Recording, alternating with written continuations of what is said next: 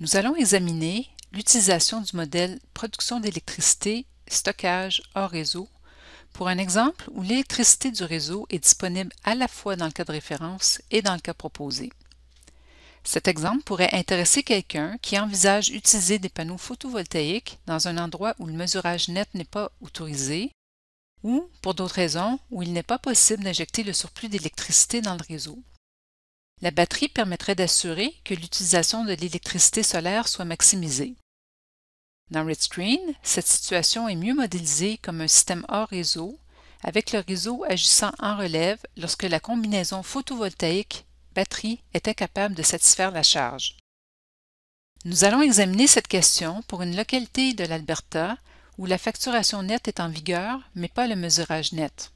En Alberta, l'électricité injectée dans le réseau n'est pas créditée des frais de transmission et de distribution qui sont importants. Par conséquent, il existe une différence d'au moins 3 cents le kilowattheure entre la valeur d'électricité achetée du réseau et la valeur de la production photovoltaïque excédentaire injectée au réseau. Dans l'analyseur d'énergie virtuelle, je sélectionne Production d'électricité, stockage hors réseau. Je règle le type à photovoltaïque, puis je choisis l'archétype ayant une charge de 24 kWh par jour, couvert par le réseau dans le cas de référence, et par le champ photovoltaïque avec batterie et réseau dans le cas proposé. La charge de 24 kWh par jour pourrait convenir à une petite entreprise. Je choisis Medicine Hat comme emplacement et je clique sur Calculer. Sur la feuille de calcul Lieu, nous trouvons les données climatiques de Medicine Hat. Bien que cette ville bénéficie d'une des meilleures ressources solaires annuelles au Canada, elle se situe à 50 degrés nord, ce qui entraîne une importante variabilité saisonnière. La feuille de travail Installation confirme que nous comparons un système photovoltaïque avec batterie et réseau, dans le cas proposé, au réseau seul dans le cas de référence. Sur la feuille de calcul Énergie, je vais modifier le coût d'électricité. Je vais utiliser 11 cents par kilowattheure. Il s'agit du tarif pour acheter de l'électricité du réseau. La page Système de production d'électricité et caractéristiques de la charge confirme que dans le cas de référence, nous utilisons uniquement l'électricité du réseau. Il n'y a pas de coût d'exploitation et d'entretien distinct associé à la connexion au réseau, contrairement aux exemples précédents. La charge est de 24 kWh par jour en courant alternatif dans le cas de référence et dans le cas proposé. La corrélation ressources intermittentes de charge est de 0, ce qui correspond à des charges qui peuvent être de jour et de nuit. Pour une petite entreprise, nous pourrions augmenter la charge de pointe à 10 kW. Dans ce cas, nous augmenterions également la taille de l'onduleur. Tel que discuté dans une vidéo précédente, le coût de l'onduleur est intégré au coût du générateur photovoltaïque, ce dont nous allons parler dans un instant. La batterie d'accumulateur sera probablement à l'intérieur. C'est pourquoi j'utilise un contrôle constant de la température avec une température de 20 degrés Celsius. L'archétype a dimensionné la batterie et le panneau photovoltaïque afin qu'il couvre presque toute la charge. Cela est logique pour les sites hors réseau, mais il est peu probable que ce soit financièrement optimal pour les sites en réseau, où l'utilisation du réseau de temps en temps est parfaitement acceptable. En ce qui concerne l'autonomie de la batterie, je vais la réduire à 1 jour. La batterie sera donc plus petite, à 60 kWh. Je pourrais ajuster le coût par kilowattheure, par exemple, en utilisant la base de données des coûts.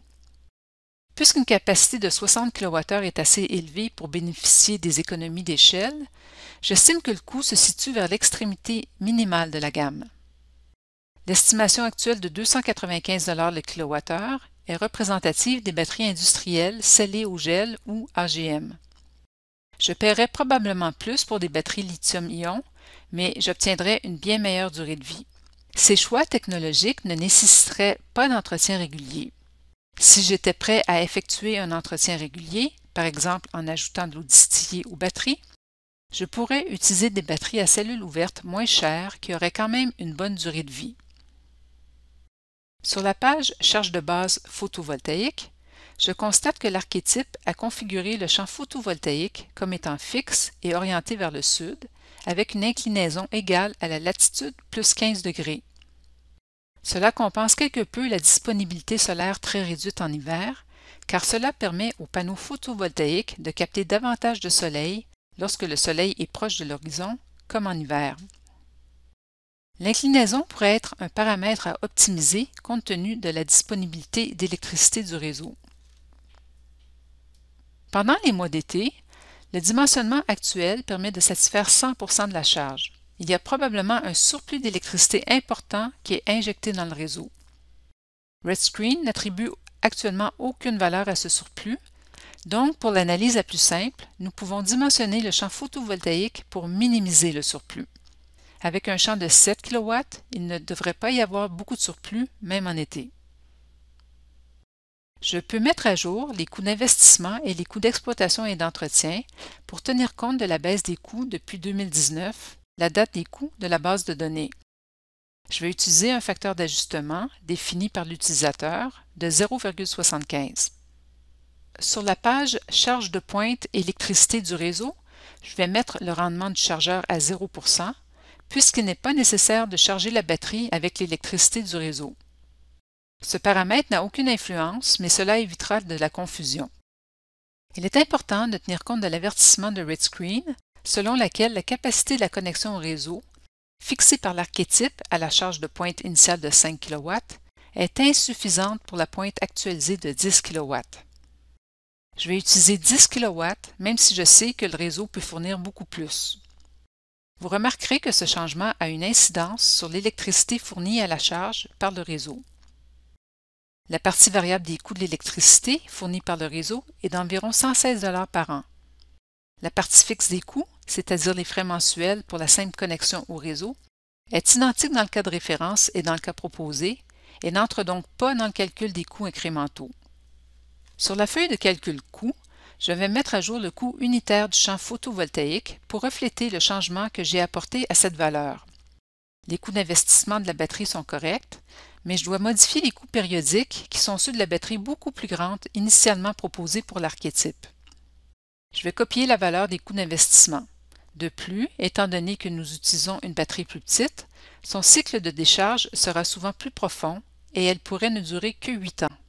La feuille de calcul émissions montre que ce projet entraîne une modeste réduction des émissions d'environ 5 tonnes de CO2 par an.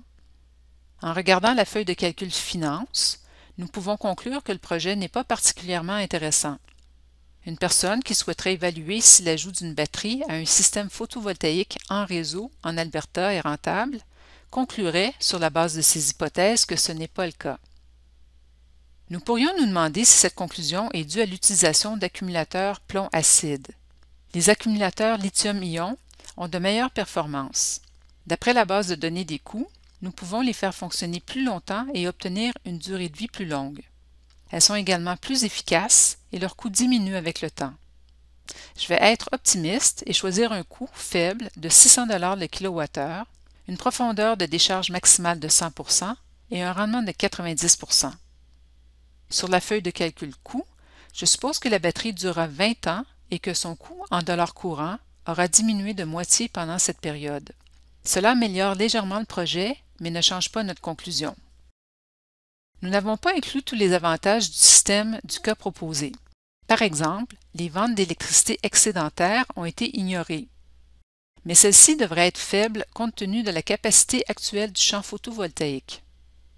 L'acheteur pourrait accorder un certain avantage aux réductions d'émissions de gaz à effet de serre, même si elles sont difficiles à monétiser.